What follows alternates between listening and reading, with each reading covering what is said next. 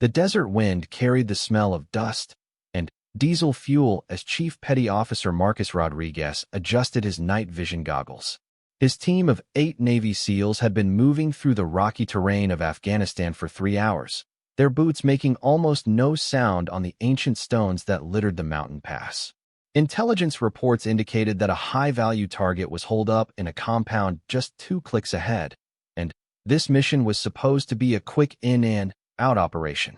Rodriguez had been leading SEAL operations for 12 years, and his instincts were sharp enough to cut glass. Something felt wrong about this mission from the moment they'd helicoptered into the landing zone. The Taliban fighters in this region had been unusually quiet for the past week, and quiet Taliban fighters usually meant they were planning something big.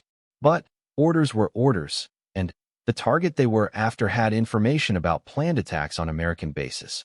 The team moved in perfect formation through the narrow canyon that led to their objective. Petty Officer Jake Morrison took point, his rifle scanning the rocky outcroppings above them.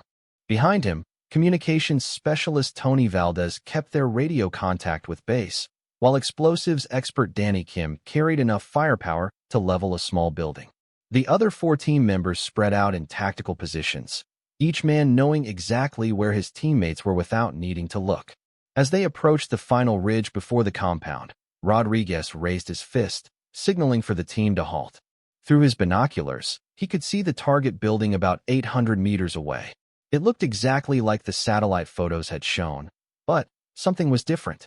There were no guards visible, no movement, no signs of life at all.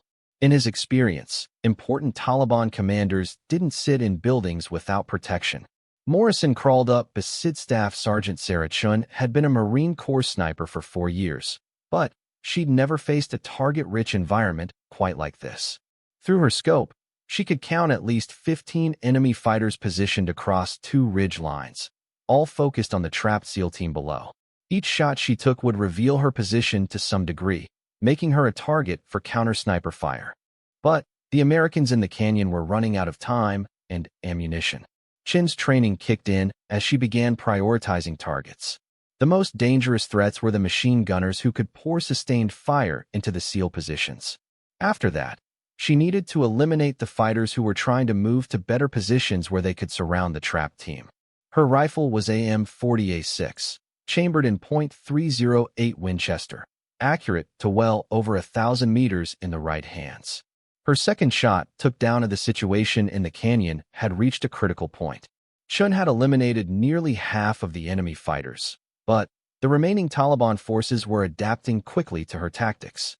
They were using smoke grenades to obscure her vision, moving in coordinated groups to minimize exposure, and directing increasingly accurate counterfire toward her positions. Chun checked her ammunition count and felt a chill of concern. She had fewer than 10 rounds remaining in her current magazine, and only 2 full magazines left in her pack. Every shot would have to count from this point forward. The SEAL team had managed to reach better defensive positions, but they were still outnumbered and cut off from any hope of reinforcement until the weather cleared. Rodriguez was coordinating his team's defense when he noticed something that made his blood run cold. Through his binoculars, he could see additional Taliban fighters moving along the ridge lines from the south. Reinforcements were arriving, and they were carrying heavy weapons including what appeared to be a mortar tube. Ghost 7, this is SEAL 7 Actual. We've got more bad guys coming in from the south ridge. Looks like they're bringing mortars. Chun shifted her scope and confirmed Rodriguez's assessment. At least 8 more enemy fighters were moving into position, and they were indeed carrying a mortar system. If they managed to set up that weapon, they could drop high-explosive rounds directly into the SEAL team's positions with devastating effect. I see them, SEAL 7. I'll engage the mortar team first. The Taliban fighters carrying the mortar were still nearly 1,000 meters away, moving carefully along a narrow trail that ran just below the ridge line. It was an extremely difficult shot under the best of circumstances, and Chun was operating under combat stress with a rifle barrel that was approaching dangerous heating levels from sustained fire. She took extra time to calculate the range and wind conditions. The mortar team had to be stopped before they could set up their weapon. Chun controlled her breathing, found her natural respiratory pause, and squeezed the trigger smoothly. Her 12th shot struck the lead fighter carrying the mortar base plate, sending him tumbling off the narrow trail. The heavy piece of equipment bounced down the rocky slope and disappeared into a crevice.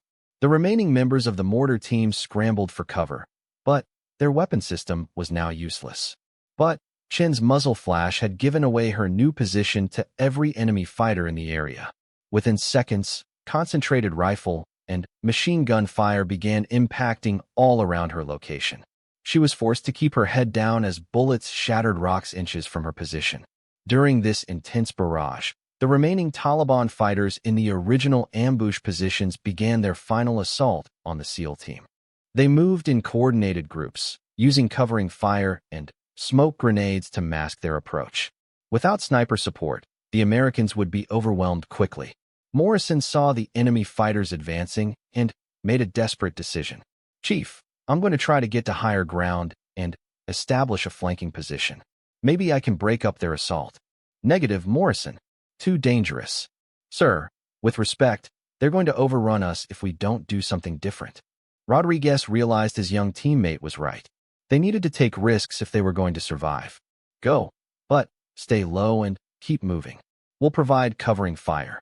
Morrison sprinted from his position toward a steep slope that led up to a rocky outcropping.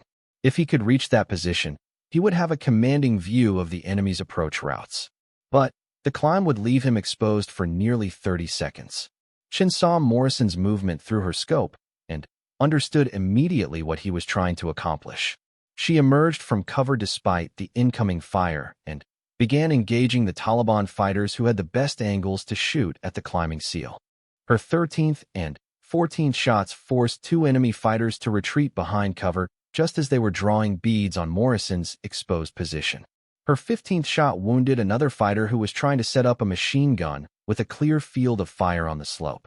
Morrison reached the rocky outcropping and immediately began laying down accurate rifle fire on the Taliban fighters below. From his elevated position, he could see enemy movements that had been hidden from the team in the canyon. The crossfire from two positions began to break up the coordinated enemy assault. But Chen was in serious trouble. The concentrated counterfire had forced her to remain in a position that was rapidly becoming surrounded. Taliban fighters were working their way around both flanks of her position, and she would soon be cut off completely. She made the hardest decision of her military career. Instead of withdrawing to safety, Chen decided to make a final stand that would give the SEAL team the best possible chance to fight their way out of the ambush. "SEAL 7, this is Ghost 7. I'm going to provide covering fire for your withdrawal, but you need to move now. Head for the northern exit of the canyon." Rodriguez understood what the Marine sniper was proposing. She was going to sacrifice her own safety to give his team a chance to escape. "Negative, Ghost 7. We don't leave people behind. You don't have a choice, Chief. I'm surrounded and low on ammunition. Get your team out while you can." Chen positioned herself for her final engagement. She had 6 rounds remaining and could see at least a dozen enemy fighters closing in on various positions. Every shot would have to eliminate a threat to the escaping SEAL team. Her 16th shot stopped a Taliban fighter who was positioning himself to fire on the team's planned escape route. Her 17th shot eliminated a machine gunner who could have swept the narrow northern passage with devastating fire. The enemy fighters were close enough now that Chen could hear their voices as they coordinated their final assault on her position. She had perhaps 60 seconds before they would be close enough to use hand grenades effectively. Her 18th shot wounded an enemy fighter who was trying to set up a rocket-propelled grenade launcher. The weapon would have been capable of destroying the rocky shelter where several SEALs were positioned. Morrison, from his elevated position, could see the desperate situation developing around the Marine sniper's location. He made a decision that would define his character for the rest of his military career. "Chief, I can provide covering fire for Ghost 7. Give me 30 seconds, then start your withdrawal." Before Rodriguez could respond, Morrison was moving again, this time working his way along the ridge line toward a position where he could engage the Taliban fighters surrounding Chen's location. It was an extremely dangerous move that put him at risk from multiple enemy positions. Chen saw Morrison's movement and realized what he was planning. "SEAL element moving along the ridge. This is Ghost 7. I have visual on your movement. Don't compromise your team's withdrawal for me." Too late for that conversation, Ghost 7. Just keep shooting. Chin's 19th shot eliminated a Taliban fighter who had Morrison lined up in his sights. Her 20th and final shot stopped another enemy fighter who was about to throw a grenade into Morrison's path. With her ammunition exhausted, Chin drew her sidearm and prepared for close combat. But Morrison had reached a position where he could provide effective supporting fire. His accurate shooting forced the Taliban fighters to seek better cover, buying precious time. Rodriguez made the tactical decision to begin the team's withdrawal while Morrison and Chun were still fighting. It was a calculated risk, but staying in the canyon would guarantee their destruction. The SEAL team began moving through the northern passage in tactical formation, with half the team providing covering fire while the other half moved. They could hear the intense firefight continuing behind them as Morrison and Chun held off the Taliban pursuit. As the main SEAL team reached safety, Morrison began his own withdrawal toward their position. Chun provided covering fire as long as possible before she too was forced to disengage and follow the Americans toward safety. The Taliban fighters, having lost more than half their original force to accurate sniper fire, did not pursue aggressively. They had learned to respect the deadly accuracy of the unknown Marine marksmen who had turned their perfect ambush into a costly defeat. 3 hours later, as the weather cleared and helicopter support became available, a medical evacuation aircraft picked up the SEAL team and their unexpected Marine Corps guardian angel. Valdez required surgery for his shoulder wound, but the entire team survived what should have been a fatal ambush. Chun was awarded the Silver Star for her actions that day, while Morrison received the Navy Cross for his courage under fire. But, more importantly, 8 American warriors went home alive because a young Marine sniper made the hardest decision a soldier can make, to risk everything for brothers in arms she had never met. Rodriguez later wrote in his after-action report that Chin's marksmanship and tactical decision-making had been the decisive factor in their survival. In 18 shots fired under combat conditions, she had eliminated or wounded 15 enemy fighters, disrupted a coordinated ambush, and provided the covering fire necessary for his team's escape. The story became legend among Special Operations Forces serving in Afghanistan. It proved that in the chaos and confusion of combat, individual courage and skill could still determine the outcome of battles. Chun had demonstrated that one person, in the right place at the right time, could make the difference between life and death for warriors fighting far from home. Years later, when Chun was asked about that day in the mountains, she always gave the same answer. She hadn't thought about medals or recognition or becoming a hero. She had simply seen American soldiers in trouble and done what any Marine would do. She had answered the call and held the line until her brothers could get home safely. Taliban fighter who was manning a Pecan machine gun on the eastern ridge. The heavy weapon had been keeping 3 of the SEALs pinned behind a cluster of boulders, unable to move or return effective fire. When the machine gunner dropped, Rodriguez immediately recognized the opportunity. Morrison, Kim, moved to the next position. Go now, the SEAL team leader shouted. The 2 men sprinted 15 meters to a better defensive position just as Chin's 3rd shot eliminated another enemy fighter who had been trying to get an angle on their previous location. Her accuracy was phenomenal, especially considering the distance and the fact that she was operating without a spotter to help calculate wind and range. But the Taliban fighters were beginning to figure out where the sniper fire was coming from. Chin saw muzzle flashes from the western ridge start to turn in her direction. She had maybe 30 seconds before they would start directing concentrated fire at her position. She shifted quickly to a backup position she'd identified earlier, moving just as bullets began striking the rocks where she'd been laying. The enemy fighters were experienced too, and they understood that eliminating the sniper was now their top priority. If they could take her out, the trapped SEALs would be easy targets. From her new position, Chun had a slightly different angle on the canyon. She could see 2 Taliban fighters working their way down the slope toward the SEAL team's position, using the cover of rocks and scrub brush to mask their movement. If they reached the canyon floor, they would be close enough to use hand grenades effectively. Chin's 4th shot dropped the lead fighter, sending him tumbling down the rocky slope. Her 5th shot missed the second man by inches as he dove behind a boulder. She was shooting at long range under combat stress, and Even expert marksmen couldn't expect to hit every shot under these conditions. Down in the canyon, Rodriguez was beginning to understand the tactical situation more clearly.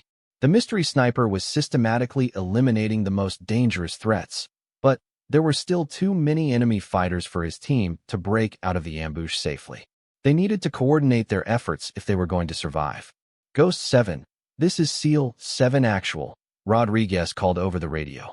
Can you maintain overwatch while we attempt to move to better positions?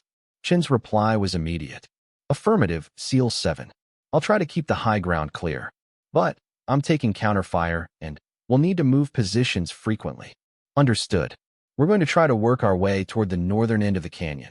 There's a dry creek bed there that should provide better cover. Copy that. I'll focus on the fighters between you and your objective. Chun chambered another round and began searching for targets that posed the greatest threat to the SEAL's planned movement. She could see 3 enemy fighters positioned perfectly to pour fire into the creek bed Rodriguez wanted to reach. They had to be eliminated before the team could move. Her 6th shot was perfect, dropping a Taliban fighter who had been setting up a rocket-propelled grenade launcher. The weapon would have been devastating against the lightly armored American team. Her 7th shot wounded another fighter, forcing him to retreat deeper into the rocks where he couldn't engage effectively. The 8th shot was the most difficult yet. A Taliban sniper had taken up position in a cave opening about 1,200 meters away and was trying to get a shot at the SEAL team. Chen could barely see him through her scope, just the occasional glint of his rifle barrel when he adjusted his position. She controlled her breathing, calculated the wind drift, and squeezed the trigger smoothly. The bullet flew true across the mountain valley and found its target. The enemy sniper's rifle clattered out of the cave opening and bounced down the rocks below. Nice shot, Ghost 7. Morrison's voice came over the radio. That guy almost had me zeroed. But Chen's position was becoming untenable. The remaining Taliban fighters had figured out her general location and were concentrating fire on her area. Bullets were striking rocks all around her position, and she could hear the angry buzz of near misses passing overhead.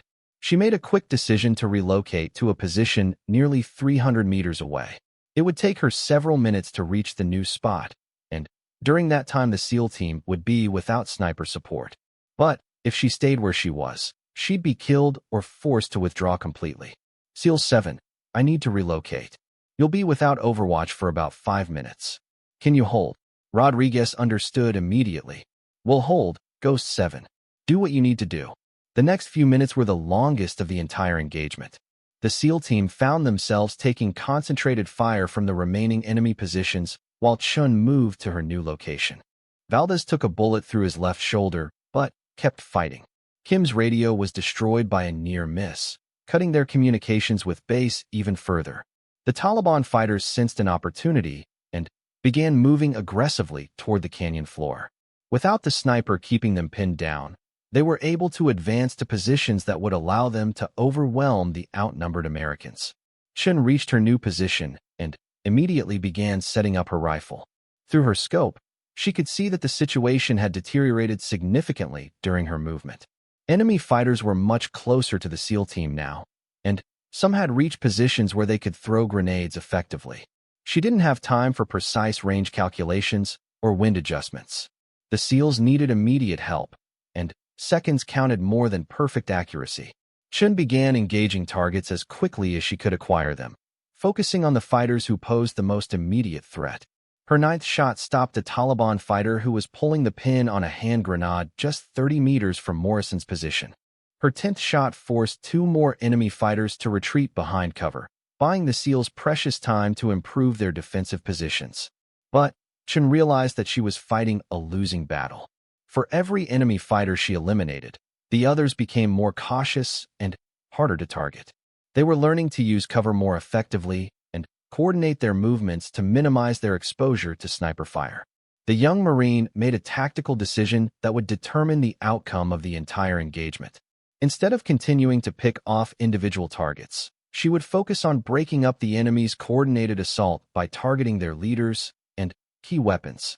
She began searching through her scope for Taliban fighters who appeared to be giving orders or coordinating the attack. Military leaders often revealed themselves through their behavior, moving between positions, gesturing to other fighters, or carrying different equipment. Shin spotted her target through a gap in the rocks about 800 meters away.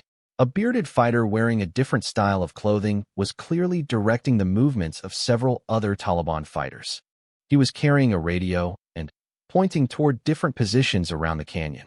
Her 11th shot was one of the most important of her military career. The bullet struck the Taliban commander in the chest, dropping him immediately. Within seconds, the coordinated nature of the enemy assault began to break down as individual fighters lost direction and began making tactical mistakes. Rodriguez recognized the change immediately. They're losing coordination. Now's our chance to move. The SEAL team began bounding toward better positions, with half the team providing covering fire while the other half moved. Chun provided overwatch, engaging any enemy fighters who tried to interfere with the American team's movement. But the battle was far from over. The remaining Taliban fighters were still numerous and well-positioned, and they were beginning to adapt to the new tactical situation. Shin knew that she was running low on ammunition, and her rifle barrel was getting hot from the sustained firing. The final phase of the battle was about to begin, and both sides were preparing for a decisive confrontation that would determine who controlled the canyon. His team leader. "Chief, this smells like a setup," he whispered into his throat microphone. The young SEAL had only been with the team for 6 months, but he'd already proven himself in firefights across 3 provinces. His instincts were developing quickly under Rodriguez's guidance. "I'm thinking the same thing," Rodriguez replied quietly. "But we've got our orders. We sweep the compound, gather intelligence, and get out. Stay sharp." The team began their descent toward the target building, using the natural cover of boulders and dried creek beds. They'd made it about halfway when Valdez's voice crackled through their earpieces. "Chief, I'm picking up radio chatter. Multiple sources all around us. They're speaking in code, but there's a lot of activity." Rodriguez felt his stomach tighten. They were walking into a trap, but they were already too exposed to turn back safely. The canyon walls rose steeply on both sides, and the only way out was forward or back through the narrow passage they'd used to enter. Either direction would make them sitting ducks if enemy fighters were positioned on the high ground. "How many sources, Valdez?" Rodriguez asked, his voice calm despite the growing danger. "At least 6 different transmitters, Chief. Maybe more. They're coordinated." The team leader made a quick decision. "Morrison, take Kim and establish a defensive position in those rocks at 2 o'clock. Rest of the team, spread out and find cover. If this goes south, we'll need to fight our way out."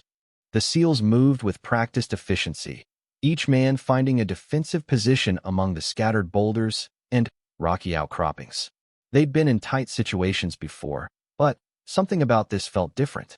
The silence was too complete, too perfect. It was the kind of quiet that came just before all hell broke loose. Rodriguez was checking his ammunition when the first shot rang out. The bullet struck the rock inches from Morrison's head, sending stone chips flying.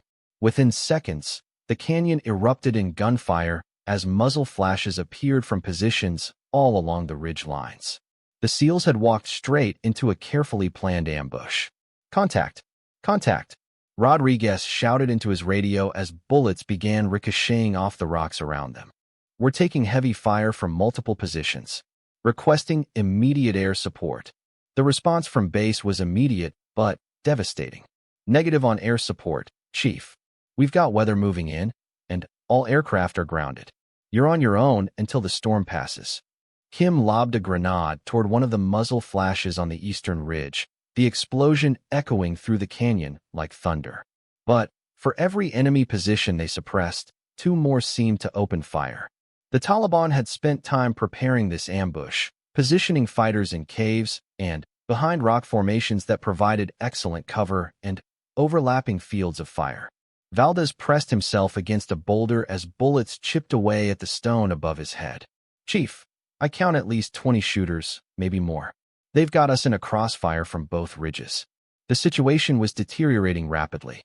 The SEALs were outnumbered at least 3-1, trapped in a kill zone with no air support and no easy escape route. Rodriguez knew that without help, his team might not survive the next hour. They needed a miracle, and they needed it fast.